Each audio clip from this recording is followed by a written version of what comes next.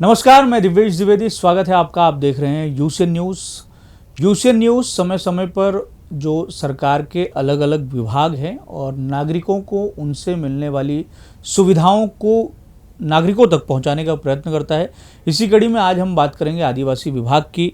आदिवासी समुदाय बड़े पैमाने पर हमारे देश में है, नागपुर और आसपास में है, तो उनको लेकर, उनके उत्थान को लेकर भी कई तरह की योजनाएं जो हैं वो आदिवासी विभाग द्वारा चलाई जाती है। वो कौन कौन सी योजनाएं हैं, उनका लाभ किस तरीके से लिया जा सकता है, ऐसा बहुत बारी देखा जाता है कि जो दूरस्थ भाग में रहने वाले जो लोग हैं, जो नागरिक हैं, जो अति पिछड़ा वर्ग से आते हैं, वो सरकारी योजनाओं का लाभ नहीं ले पाते हैं, जबकि बहुत आसान तरीके से वो योजनाएं उन तक पहुंच सकती हैं। हमारे साथ रविंद्र ठाकरे हैं, आप अपर आयुक्त हैं आदिवासी विकास विभाग के, नागपुर विभाग के। सर, आपका बहुत बहुत स्वागत है। आपसे हम बातचीत करेंगे और जानने की कोशिश करेंगे कि कौन कौन सी योजनाएं हैं सरकार की जो आदिवासी समुदाय के लिए हैं।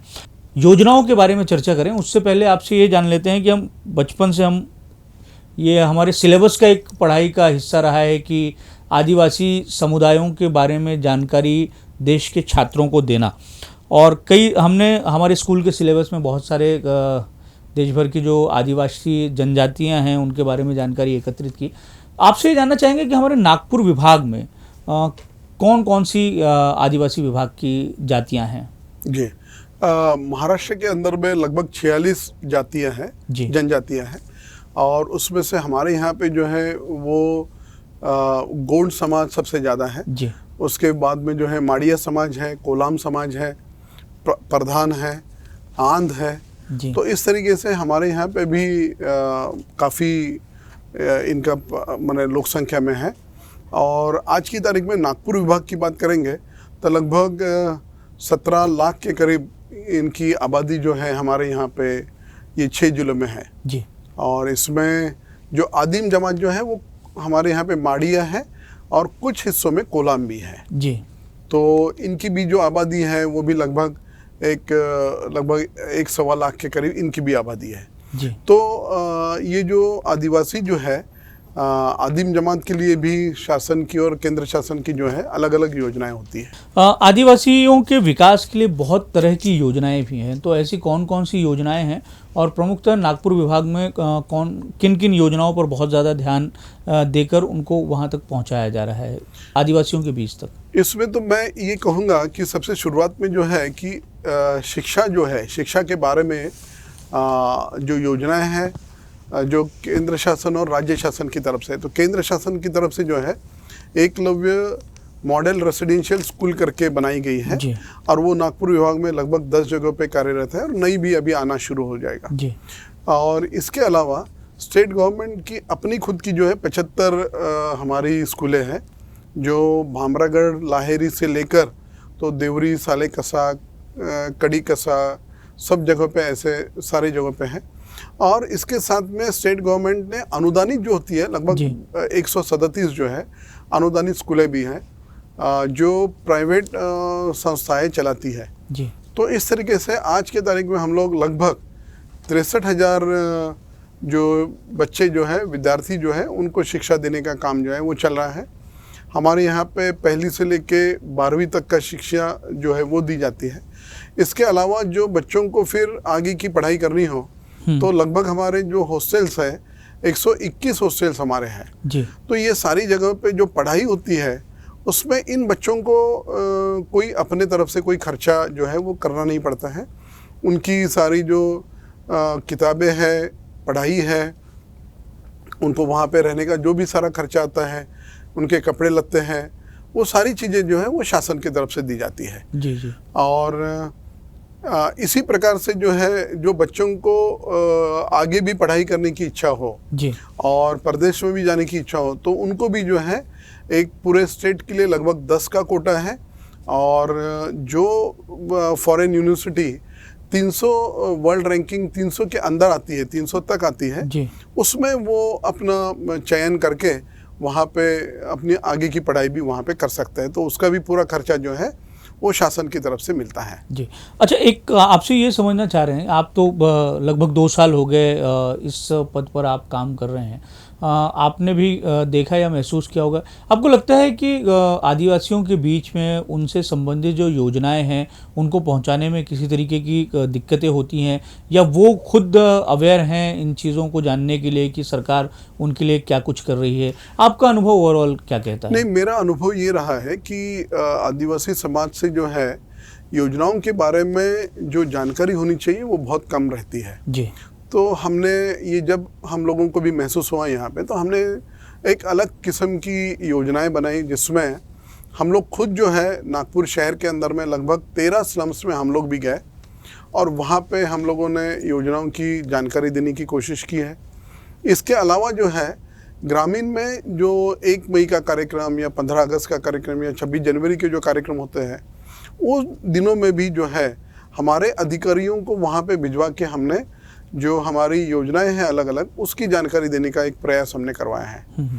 पर उसके अलावा हमने क्या करवाया कि एक जो पदाधिकारी जो होते हैं, जिला परिषद सदस्य जो होते हैं या फिर पंचायत समिति ग्राम पंचायत के जो सदस्य होते हैं, इनके हमने व्हाट्सएप के ग्रुप बनवाए। अच्छा। और उनके व्हाट्सएप के ग्रुप पे जो है हमने ये सारी योजनाएं जो होती हैं उसकी जानकारी डाल दी कि उसमें योजना क्या है, उसके क्राइटेरिया क्या है, उसके निकष क्या है और उसमें क्या लाभ उनको मिल सकता है जी। तो इस तरीके से एक वो भी कोशिश हमने की है, क्योंकि जो है समाज जो है बहुत बिखरा हुआ है, दुर्गम इलाकों में रहता है और वहाँ पे बहुत सारी जगहों पे तो न्यूज़पेपर भी जाता नहीं, बहुत सारी जगहों पे जो है इंटरनेट के कनेक्शंस होते नहीं हैं। तो इस वजह से जो है उन तक जानकारी पहुँचाना, योजनाओं की जानकारी पहुँचाना बहुत बड़ी एक चैलेंज होता है। पर हम लोग हमारी तरफ से इस तरीके से कोशिश कर रहे हैं।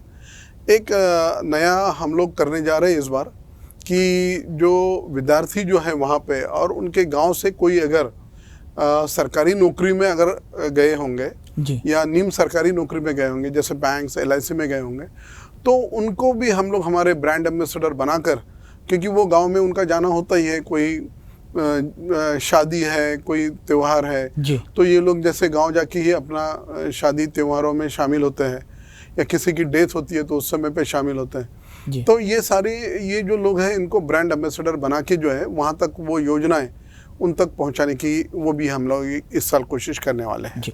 योजनाओं की समझदारी हो या उसको लेकर उत्सुकता हो या जानने की चाह हो, इसके लिए व्यक्ति का शिक्षित होना बहुत ज़्यादा ज़रूरी है। बहुत जैसा ज़रूरी है। आपने भी बताया कि थोड़ी सी योजनाओं को लेकर समझ जो है आदिवासी विभाग के लोग, आदिवासी समुदाय के लोग बहुत कम रखते हैं।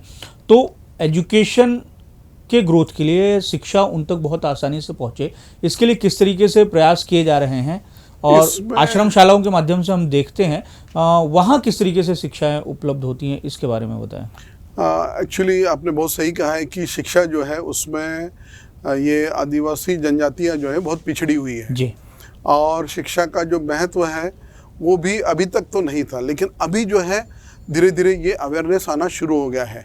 और हमारी ये कोशिश है, जैसे अभी हमने पिछले साल जो है 21-22 में हमने ये करवाया कि जो आदिवासी बच्चे जो हैं बहुत ग्रामीण इलाकों से आए हैं जी। और पूरा संघर्ष करके, पूरा जो उनको जो भी फेस करना पड़ा लाइफ में, वो संघर्ष करके जो है आज डॉक्टर बने, इंजीनियर बने हैं, वकील बने हैं, कोई सरकारी नौकरियों में गए हैं। तो इन सारे लोगों का हमने आदिवासी अस्मिता स्मरण कार्यक्रम करवाकर एक किताब भी हमने छपवाई और उसके YouTube चैनल हमने एक बनवाया जी। तो ये YouTube चैनल के माध्यम से नागपुर ATC नवचेतना जी, ऐसे इस नाम से हमने YouTube चैनल बनवाया है और उससे हम लोग जो है सभी लोगों तक ये जानकारी पहुंचा रहे हैं कि भाई शिक्षा का महत्व क्या है जी। और ये बच्चे खुद अपना जो अनुभव बताते हैं कि भाई मेरे पिताजी तो अनपढ़ थे, उनको लिखना पढ़ना नहीं आ रहा था, इसके बावजूद मैं आज MBBS डॉक्टर हूँ जी। या मैं इंजीनियर बन गया हूँ या मैं वकील बन गया हूँ या मैं कोई सरकारी अफसर बन गया हूँ। तो ये सारी चीज़ें जो है हमने आदिवासी अस्मिता कार्यक्रम के माध्यम से किया है, वो YouTube पे भी उपलब्ध है और हमने उसकी किताबें भी छपवाई है। इसके अलावा हमने ये करवाया कि ये जो हमारे बच्चे जो स्कूलों में पढ़ रहे हैं उनको भी एक डायरेक्शन मिलने के लिए हर शनिवार और रविवार के दिन जैसे भी पॉसिबल हो, वहाँ पे जो अफसर होते हैं अलग अलग डिपार्टमेंट के, जो MPC या UPSC करके आते हैं वहाँ पे, तो उनको भी हमने इनसे एक संवाद करने के लिए वहाँ पे बुलवाया कि भाई आप हमारे बच्चों से संवाद करिए और उनको मोटिवेट कराइए, क्योंकि इनके माता पिता जो है उनके पास में माने आज के जगत में क्या चल रहा है इसकी जानकारी नहीं होने की वजह से वो उनको गाइड नहीं कर पाते। तो वो एक गाइडेंस जो है, रोड मैप जो है, वो एक हमने उस तरीके से करवाने की कोशिश की है। तीसरा जो है, हमने ये भी कर रहे हैं कि शिक्षा का महत्व जो है अभी इन लोगों को इसलिए भी पता चल रहा है क्योंकि हमारे कुछ बच्चे जो है इतना अच्छा कर रहे हैं कि जैसे पिछले साल देवरी जो हमारा EMRS है, वहाँ पे हमारे बोंतलवार करके हमारे जो प्राचार्य हैं और उनके सहकारी जो है बंसोड़ साहब थे, मराठे जी थे, तो इन लोगों ने वहाँ पे फिजिक्स, केमिस्ट्री, मैथ्स और बायोलॉजी की क्लासेस खुद लिए, खुद नोट्स बनाए और उन्होंने इस साल CET में जो है लगभग हमारे 34 बच्चे वहाँ से पास हो गए जी। और दूसरी बात ये हो गई है कि लगभग 21 बच्चे जो है IIT JEE की जो पहली परीक्षा होती है जिसको JEE मेंस कहते हैं, वो उत्तीर्ण हो गए, वो पास हो गए हैं। और इसके अलावा उसमें से 17 बच्चे जो है वो JEE एडवांस की जो एग्ज़ाम होती है उसके लिए क्वालिफाई हो गए हैं जी। तो ये भी एक बच्चों में इससे भी एक बहुत बड़ा संदेश जाता है और पेरेंट्स में भी संदेश जाता है। इसके अलावा एक लिफ्ट फॉर अपलिफ्टमेंट नाम की एक संस्था है जो पूना में काम करती है और सारे उसमें जो है मेडिकल स्टूडेंट्स हैं जो ये चलाते हैं जी। तो इसमें जो है डॉक्टर अतुल करके है और उनके सारे सहकारी जो है वो लिफ्ट फॉर अपलिफ्टमेंट का अच्छा काम कर रहे हैं। इस साल जो है बामरागढ़ और सिरोंचा से जो उन्होंने 2 साल पहले ऐसे बच्चे सिलेक्ट किए जो 10वीं में, एक बच्चा तो 57% वाला था जी। लेकिन अभी उनको उन्होंने जिस तरीके से ट्रेनिंग करवाया तो उनमें से लगभग 10 बच्चे जो गए थे, 10 के 10 को जो है इस बार अभी गवर्नमेंट मेडिकल कॉलेज में एडमिशन उनका हो चुका है नीट के द्वारा जी। तो ये बहुत बड़ी उपलब्धि है। तो क्योंकि एक जो इन्फीरियरिटी जो कॉम्प्लेक्स होता है कि भाई हम लोग गांव में रहते हैं, हम लोग शहर में इतनी सारी सुविधा जिन बच्चों को मिलती है जी, तो उन बच्चों से हम लोग कॉम्पीट कर पाएंगे या नहीं कर पाएंगे जी। तो पेरेंट्स को भी एक वो डर जैसे रहता है और बच्चों में भी वो एक कॉम्प्लेक्स रहता है कि भाई हम लोग कॉम्पीट कर पाएंगे या नहीं।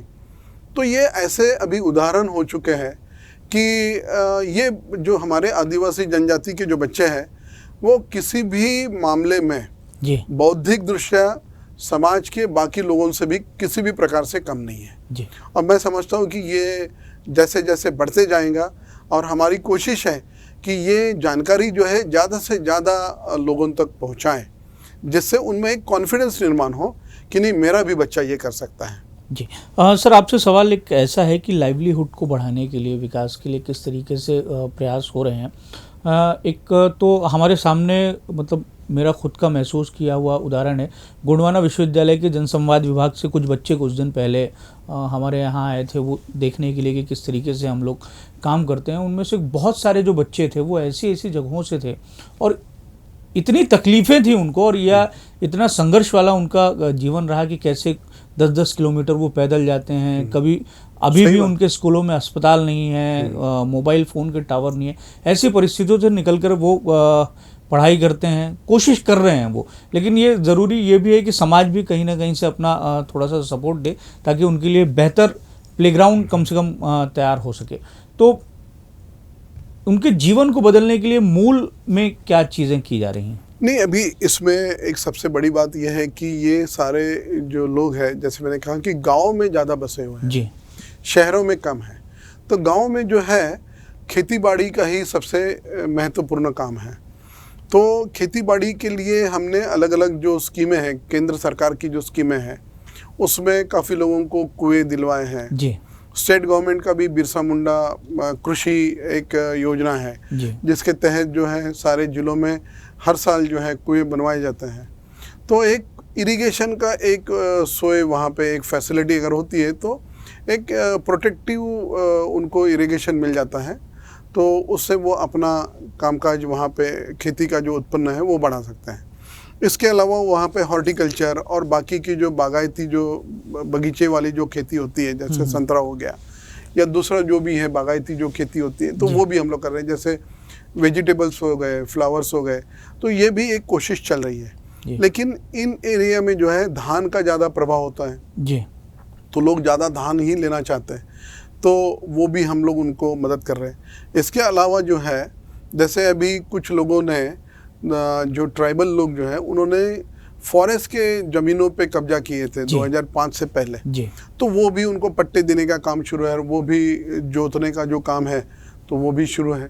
तो खेतीबाड़ी में जो है जो भी नए जो टेक्निक्स हैं वो लाने की कोशिश चल रही है। वहाँ पे जो उनको जंगली जानवरों का जो तकलीफ़ होती है उसके लिए भी न्यूक्लियस बजट के माध्यम से हम लोग कुछ मदद करना चल रहा है।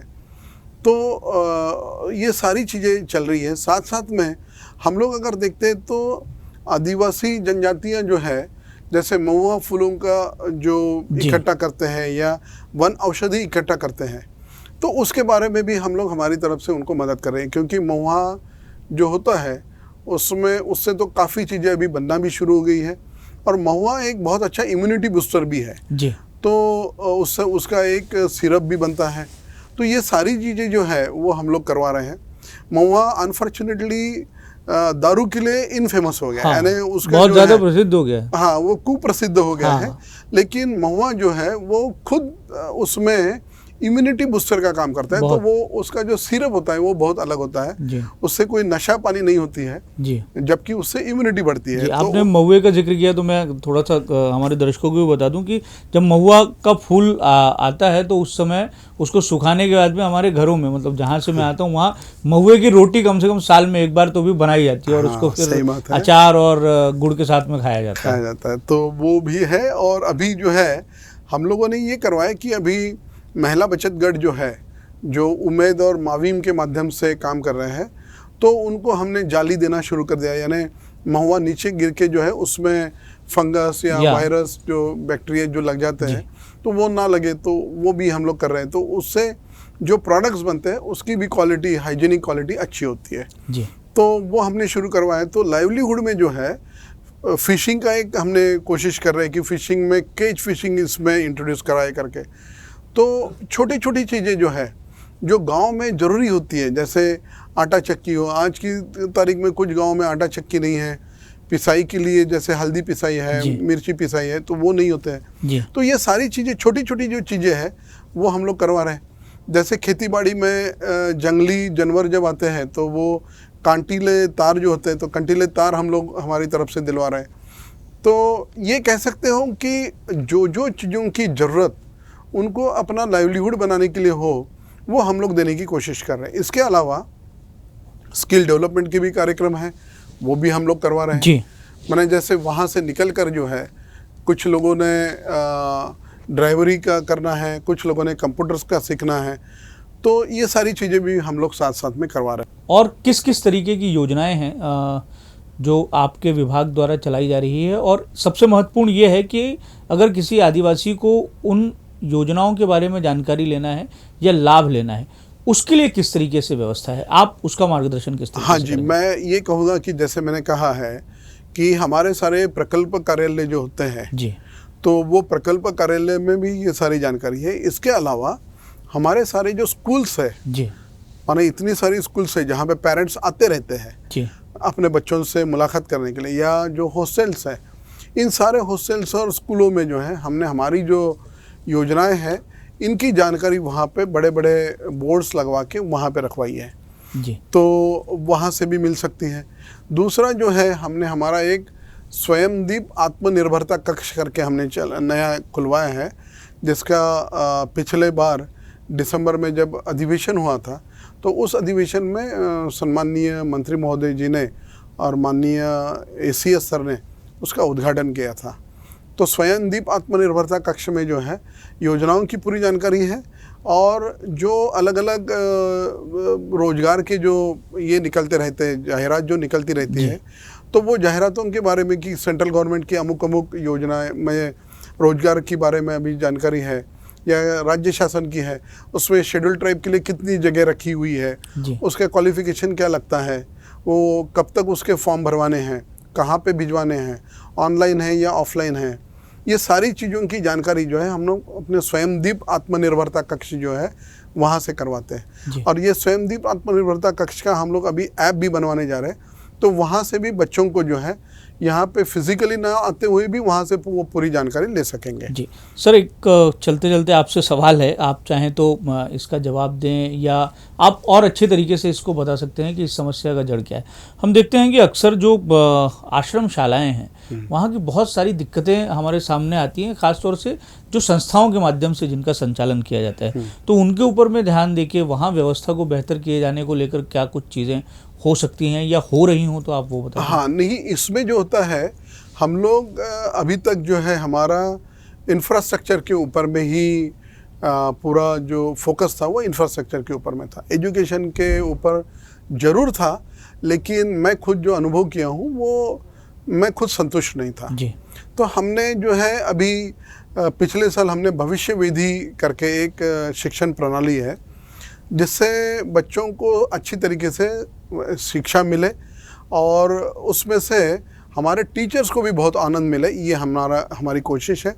इसमें माइंडसेट का चेंजिंग का जो विषय है वो हम लोग करने जा रहे हैं जी। और मैं बहुत संतुष्ट हूँ कि हमारे सारे टीचर्स भी उसमें हम लोगों को बहुत सहाय और सहकार्य कर रहे हैं।